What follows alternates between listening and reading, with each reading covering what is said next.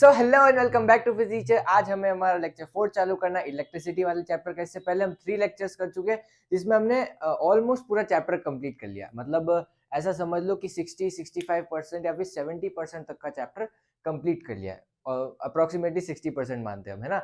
उसके बाद में हमारे पास में और भी टॉपिक्स है जो कि बहुत ही इंपॉर्टेंट है, लेकिन 60% चैप्टर कंप्लीट हो गया है। इसमें जो भी पढ़ा ना हमने, वो एक इम्पॉर्टेंट एस्पेक्ट कवर करता है इस चैप्टर की, है ना। जो हमने पढ़ा दैट इज चार्ज क्या होता है, करंट क्या होता है, वो पोटेंशियल क्या होता है, पोटेंशियल डिफरेंस क्या होता है, ओम्स लॉ क्या होता है, रेजिस्टेंस क्या होता है, रेजिस्टेंस किन किन चीजों पे डिपेंड करता है, ये सारी चीजें हमने पढ़ ली। ठीक है, अब उनके ऊपर क्वेश्चन प्रैक्टिसिंग करनी होगी जो हम हमेशा करते हैं कुछ कुछ टॉपिक्स कवर अप होने के बाद में, ताकि हम घर वालों को खुश कर सके, है ना।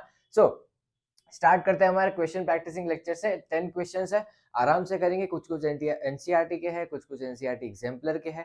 ठीक है, सो स्टार्ट करते हैं हमारे क्वेश्चन प्रैक्टिसिंग लेक्चर से। आराम से करेंगे। आप करना, अगर आपको इच्छा हो, आप क्यूरियोसिटी हो आप में कि मैं खुद भी ट्राई करूं, तो आप पहले पॉज कर देना वीडियो को, खुद से ट्राई करना। अगर नहीं होता है तो थोड़ा हिंट ले लेना, वापस करना। अगर वापस नहीं होता तो वापस देख लेना। ठीक है, ऐसे कोई टेंशन वाली बात नहीं है ना, धीरे धीरे करोगे आ जाएगा।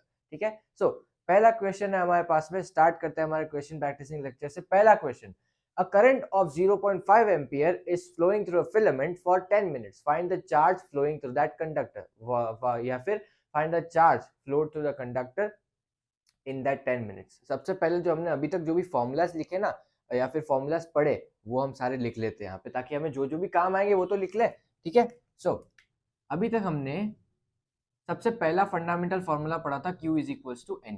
ठीक है, फिर हमने पढ़ा था I is equals to Q upon T. फिर हमने पढ़ा था ओम्स लॉ, दैट इज हमने पढ़ा था पोटेंशियल का formula V is equals to W upon Q. और फिर हमने पढ़ा था V is equals to I R, है ना। फिर हमने पढ़ा था R is equals to rho L upon A. ये सारे फॉर्मूलाज हमने अभी तक पढ़ रखे।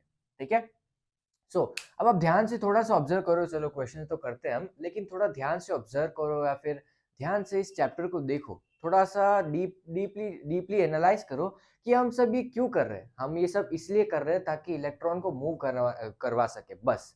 हम पोटेंशियल डिफरेंस इसलिए क्रिएट कर रहे हैं, करंट इसलिए फ्लो हो रहा है, या फिर करंट फ्लो हो रहा है मतलब वो इलेक्ट्रॉन्स इधर से उधर जा रहे हैं, बस। हम ये सारी चीजें, हम ये सारी कॉम्प्लेक्सिटीज इस वजह से या फिर इसलिए क्रिएट कर रहे हैं ताकि हम इलेक्ट्रॉन्स को खाली मूव करवा सके।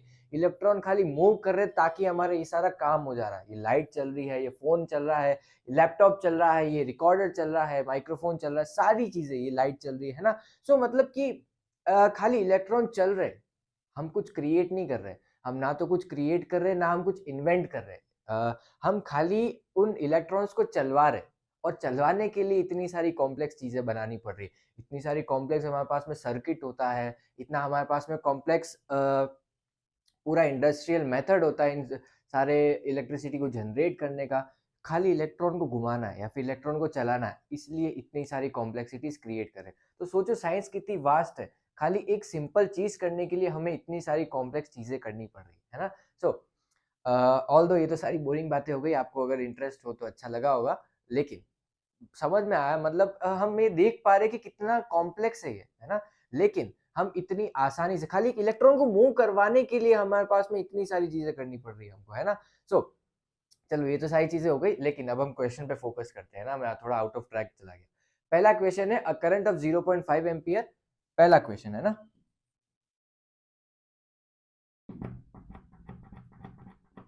A current of 0.5 amperes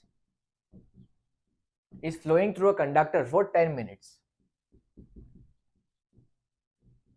is flowing through a conductor for 10 minutes। ठीक है, और हमें निकालना है कि इस 10 मिनट्स में इसके ऊपर से कितना चार्ज फ्लो हो जाएगा, है ना। इसके ऊपर कितना चार्ज फ्लो हो जाएगा, या फिर उस कंडक्टर से कितना चार्ज फ्लो हो जाएगा। ठीक है, तो फॉर्मूला देखो, क्या इन तीनों के बीच में रिलेशन का कोई सा फॉर्मूला है? ध्यान से देखो, दिख रहा है? सेकेंड वाला फॉर्मूला है, क्या है? I is equal to Q upon T. So देखो कौन सा फॉर्मूला यूज करना है, I is equal to Q upon T. हमें क्या निकालना है? ये। सो I की वैल्यू क्या है? 0.5 amperes, Q upon T. T है 10 मिनट्स। अब यहाँ पे सारी चीजें एसआई यूनिट में चलती है, हमें पता है ना। सो यहाँ पे इसको एसआई यूनिट में कन्वर्ट करने के लिए क्या करना पड़ेगा? मिनट्स में कन्वर्ट, इसको मिनट्स को सेकंड में कन्वर्ट करेंगे। एक मिनट में कितने होते हैं? 60 सेकेंड्स। 10 मिनट्स में कितने हो गए? 10 मिनट्स में ना 60 इंटू 10 दैट इज 600 सेकेंड्स। ठीक है, सो यहाँ पे पुट कर दो, ये 600 सेकेंड्स हो गया, ये 600। अब इसको पुट कर दो, क्या होगा 0.5 अपॉन इंटू 600, ये पॉइंट हटा, 0 आया नीचे, यहाँ पे 10 आया, 0 0 कैंसिल, क्या होगा 300 कूलम्स। तो इसका क्या आंसर हुआ 300 कूलम्स। तो आंसर आएगा इसका 300 कूलम्स। ठीक है, सो पहला आंसर ये हुआ। हमें देखो पहली बात तो ये कि अगर फॉर्मूला में या फिर क्वेश्चन में जो भी चीजें दे रखी है उससे मतलब देखो कि हम कहाँ पे कौन सा फॉर्मूला यूज कर सकते हैं, या फिर किस किस इक्वेशन को यूज करके हम कौन सी चीजें निकाल सकते हैं। इक्वेशन के साथ में खेलना सीखो, कुल मिला के बात ये। अगर आपके पास में यहाँ पे देखो, अगर आपके पास में यहाँ पे मान लो चलो वो अगले क्वेश्चन में देखते हैं, है ना। अगर मान लो चलो मैं इधर भी बता देता हूँ। अगर मान लो आपके पास में इस क्वेश्चन में आपको दे रखा होता रेजिस्टेंस, आपको दे रखा होता पोटेंशियल डिफरेंस, और आपको पूछा होता टाइम भी दे रखा होता, और आपको पूछा होता कि आप बताओ कि चार्ज कितना फ्लो होगा। अब आपके पास में यहाँ पे करंट की वैल्यू नहीं है ना, करंट की वैल्यू नहीं, उसके बजाय आपको क्या दे रखा है वी और आर। तो आप क्या करते हैं ओम्स लॉ से आई की वैल्यू निकालते हैं, वो आई की वैल्यू इसमें पुट करते हैं, फिर आप इसको टाइम से मल्टीप्लाई करते हैं, फिर आपके पास में चार्ज आता है। तो ऐसे इक्वेशन एक दो इक्वेशन यूज करो, तीन चार इक्वेशन हो रही हो तो भी यूज करो, तो उस हिसाब से वो इक्वेशन के साथ में खेलो, बाद में जो भी आंसर आता है वो लिख दो। ठीक है, तो ऐसे क्वेश्चन को सॉल्व करते हैं। अब आंसर सेकंड की तरफ चलते हैं, फिर क्वेश्चन सेकंड की। क्वेश्चन सेकंड मेरे पास में मुझे वर्क डन निकालना है कि वो चार्ज फ्लो हो रहा है 2 कूलम का across potential difference 12 volt. 12 volt का पोटेंशियल डिफरेंस के अक्रॉस एक 2 कूलम का चार्ज घूम रहा है ना। 12 वोल्ट का पोटेंशियल डिफरेंस एक 2 कूलम के चार्ज को घुमा रहा है, तो उसके ऊपर कितना वर्क डन होगा, है ना। तो पोटेंशियल डिफरेंस कितना दे रखा है 12 वोल्ट का, है ना, और चार्ज कितना दे रखा है 2 कूलम्स का। तो मुझे निकालना है उसके ऊपर वर्क डन कितना होगा। ठीक है, निकाल लेंगे भैया। देखो रिलेशन देखो, फॉर्मूला को क्रॉस चेक करते रहो, है ना। क्या होगा V is equals to W upon Q.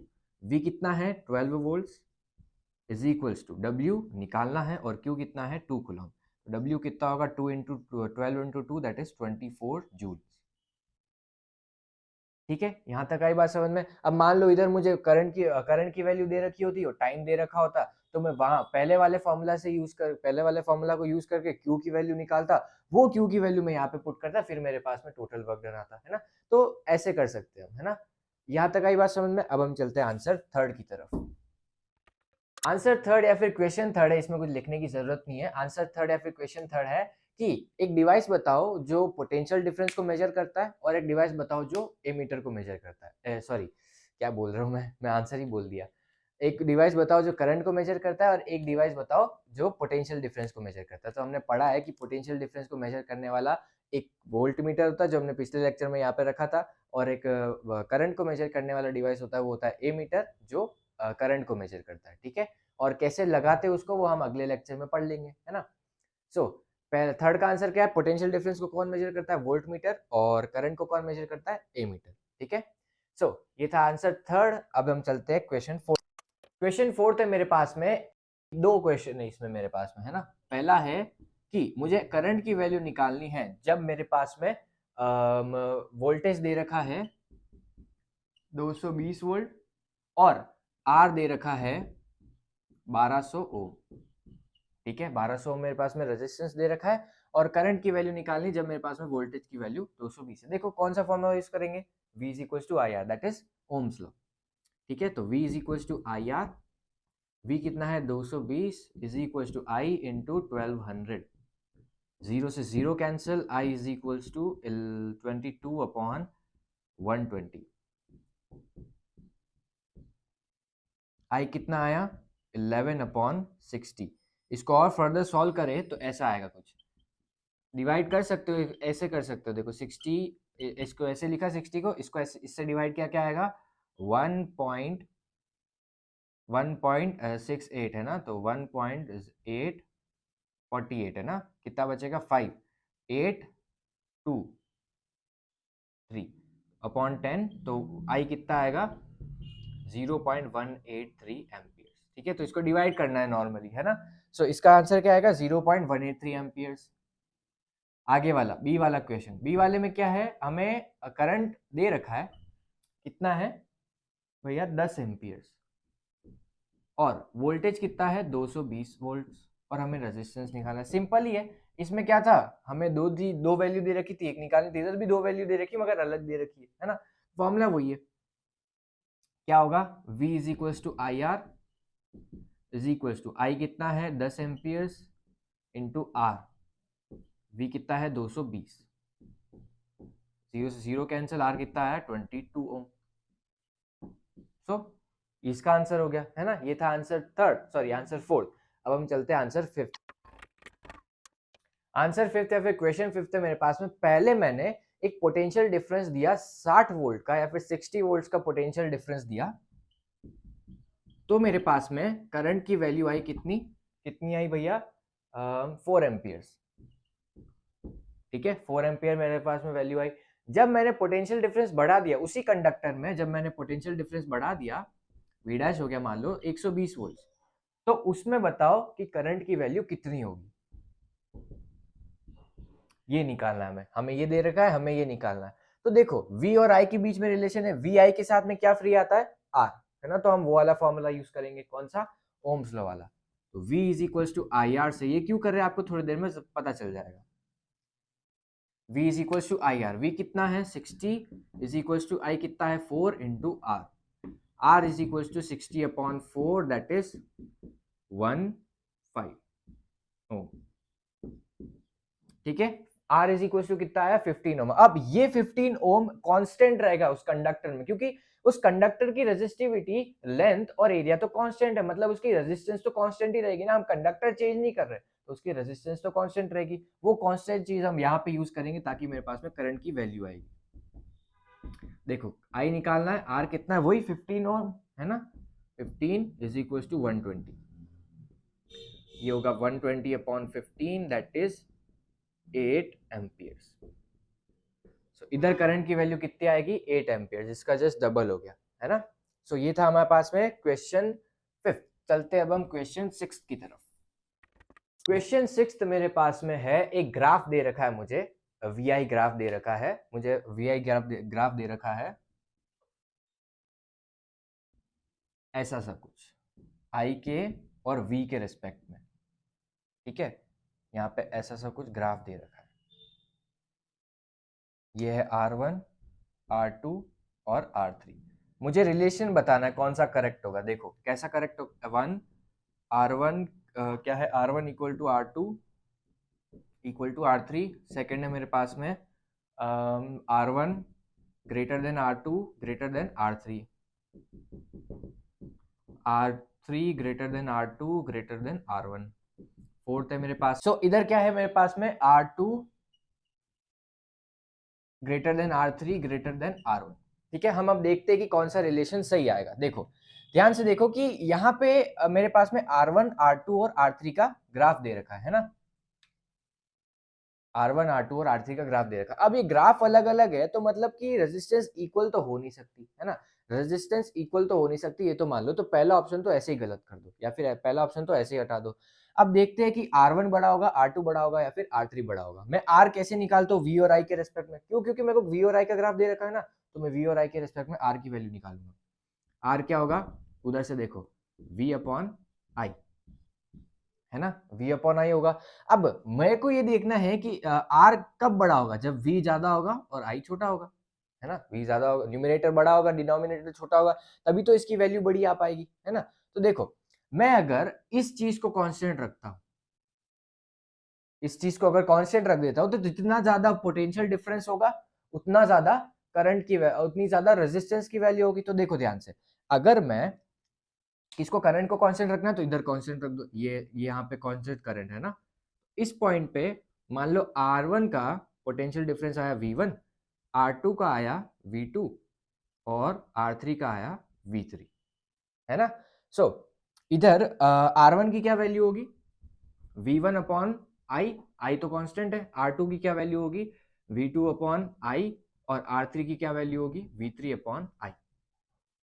अब ये तो कांस्टेंट है, इस पर डिपेंड नहीं कर रहा रेजिस्टेंस अभी। हमें क्या देखना है, V1 V2 और V3 इनमें से कौन बड़ा है। देखो ऐसे जैसे आगे जा रहे, जैसे जैसे आगे जा रहे वैसे वैसे पोटेंशियल डिफरेंस इंक्रीज होता जा रहा है। तो V3 बड़ा होगा V2 से, V2 बड़ा होगा V1 से। तो जितना ज्यादा पोटेंशियल डिफरेंस, V3 बड़ा मतलब R3 बड़ा, उससे छोटा V2 मतलब R2 बड़ा उससे, फिर उससे ये। तो ये सीक्वेंस है।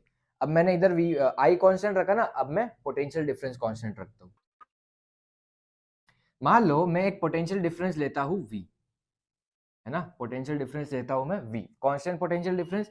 यहाँ पे R3 के पास में आया I3, इसके पास में I2 और इसके पास में I1, है ना, ये सारी करंट की वैल्यूज आई। ठीक है, उससे तो मैंने निकाल दिया, क्या आया था रिलेशन, ये वाला। अब इससे भी निकाल के देखते हैं, इधर क्या होगी value, R1 is equal to V upon I1, R2 is equal to V upon I2 और R3 is equal to V upon I3। तो देखो यहाँ पे ये कांस्टेंट है तो डिनोमिनेटर पे डिपेंड कर रहा है, तो डिनोमिनेटर जितना छोटा होगा उतना R बड़ा होगा, है ना। यहाँ तक तो आई बात समझ में। तो मुझे करंट को सबसे कम करना है, तो सबसे कम करंट किस में, देखो I3 में। यहाँ से ऊपर ऊपर जा रहा है, जैसे जैसे करंट इंक्रीज होता जा रहा है, तो I3 जितना कम उतना R3 ज्यादा। तो देखो R3 ज्यादा, उससे कम कौन है I2, तो R2 उससे कम, और उससे कम कौन, उससे ज्यादा कौन है करंट, तो ये यहाँ पे। ठीक है, तो ये रिलेशन है, उससे भी यही है और इससे भी यही है ना। तो ये वाला रिलेशन करेक्ट होगा। यहाँ तक आई बात समझ में। तो ये था हमारे पास में क्वेश्चन 6। अब हम चलते हैं क्वेश्चन 7 की तरफ। क्वेश्चन 7 है मेरे पास में, मुझे बैटरी के रिप्रेजेंटेशन दे रखे हैं 4 तरीके के, मुझे बताना है कि कौन सा करेक्ट है ना। हमने पढ़ रखा है, तो आपको बताना आसानी होगी, बताने में आसानी होगी। देखो कैसे निकालेंगे।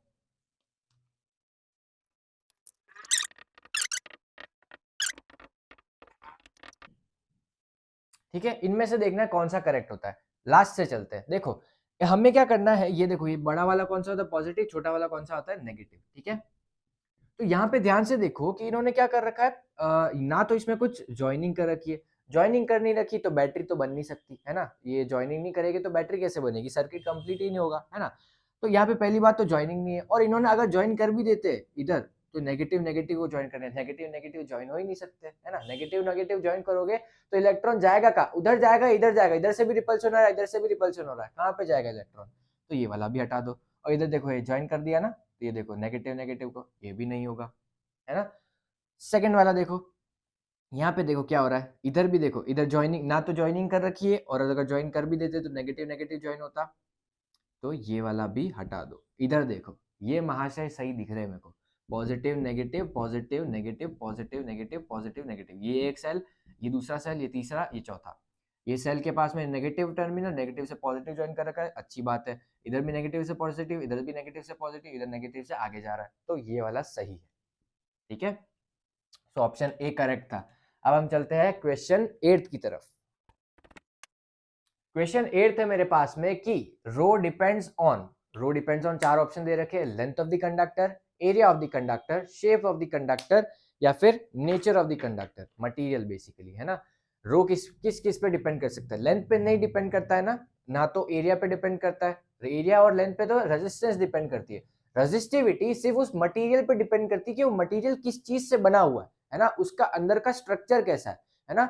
और शेप पे नहीं डिपेंड कर सकती, शेप मतलब कैसा उसका मतलब वो कैसा बना हुआ है, या फिर उसका शेप कैसा है, उसका मतलब वो पॉलीगन है या फिर रेक्टेंगल है, ऐसा कुछ शेप।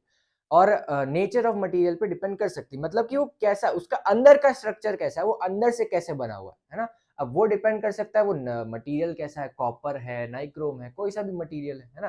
तो मटेरियल कैसा है उस पर डिपेंड कर सकता है ना। तो ये मेरे पास में इसका ऑप्शन कौन सा करेक्ट होगा, डी वाला, that is nature of the material. So 7 का आंसर है, सॉरी 8 का आंसर क्या है, नेचर ऑफ द मटेरियल पे डिपेंड करती है। चलते हैं अब हम क्वेश्चन 9 की तरफ। क्वेश्चन 9 है मेरे पास में कि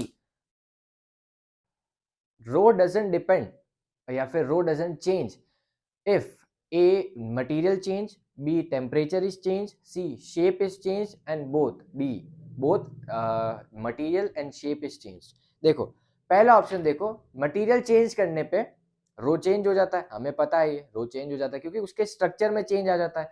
अब टेम्परेचर चेंज करोगे, बी वाला ऑप्शन, तो टेम्परेचर चेंज करोगे तो मटेरियल चेंज होगा, हो सकता है, देखो उसके स्ट्रक्चर में तो चेंज आ सकता है ना, अंदर कैसे बना हुआ है वो टेम्परेचर पे डिपेंड कर सकता है, वो मेल्ट हो जाएगा, उसके अंदर कुछ स्ट्रक्चर में चेंज आ जाएगा, अंदर के स्ट्रक्चर में, तो टेम्परेचर पे डिपेंड कर सकती है रेजिस्टिविटी, है ना।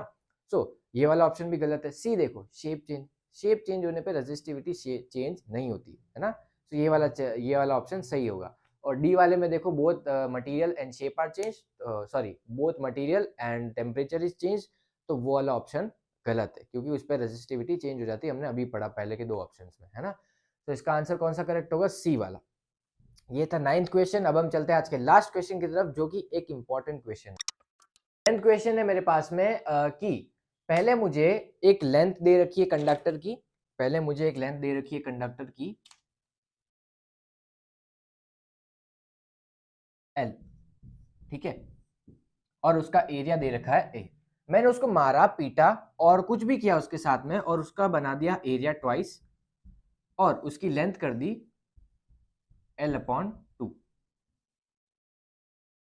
ठीक है। इसकी रेजिस्टेंस थी कितनी भैया? 4 ओम। आप बताओ कि इसकी रेजिस्टेंस कितनी होगी। करते आराम से करते। सबसे पहले तो मेरे पास में रेजिस्टेंस L और इसके बीच का रिलेशन कौन सा है? वो लास्ट वाला फॉर्मूला है ना, that is rho L/A, R is equal to rho L/A। तो इधर यूज करते हैं।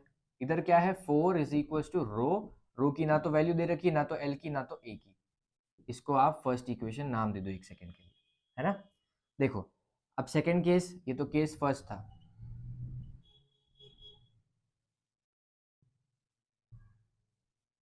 केस सेकेंड देखो, केस सेकेंड में क्या होगा? R is equal to rho L/A तो होगा, लेकिन R dash is equal to rho dash, sorry rho L dash upon A। Rho dash क्यों नहीं किया? क्योंकि मटेरियल में चेंज नहीं है, उसको ठोका पीटा कुछ भी किया, शेप चेंज किया, साइज चेंज की, एरिया लेंथ सारी चीजें चेंज की, लेकिन मटेरियल तो चेंज नहीं किया ना, तो इसकी रेजिस्टिविटी सेम रहेगी। और ये L डैश कितना हो गया? L/2 नई लेंथ, और A डैश कितना हो गया? Twice of A। इसको फर्दर सॉल्व करेंगे तो क्या आएगा? R dash is equal to rho, ये नीचे जाएगा, क्या होगा? 4L/A। इसकी क्या वैल्यू है फर्स्ट इक्वेशन से? 4। R dash is equal to 4/4, ये कैंसिल हुआ, 1 ओम। तो रेजिस्टेंस कितना आया? 1 ओम, ठीक है। सो यही था हमारे पास में इस क्वेश्चन में। ज्यादा कुछ करना नहीं था, खाली वैल्यू लिखा, इधर से इक्वेशन से वैल्यू पुट करके इसमें पुट करनी थी, है ना। सो यही था आज के लेक्चर में और आज के इस क्वेश्चन प्रैक्टिसिंग सेशन में, ठीक है। होपफुली आपने क्वेश्चन ट्राई किए होंगे, आपसे हुए भी होंगे, नहीं भी होंगे तो भी कोई बात नहीं, और प्रैक्टिस करना आ जाएंगे, है ना। सो तब तक के लिए अगले लेक्चर का वेट करो, अगला लेक्चर भी बहुत ही जल्द आएगा, शायद 27 या 28 को आएगा, शेड्यूल में डाल रखा है मैंने।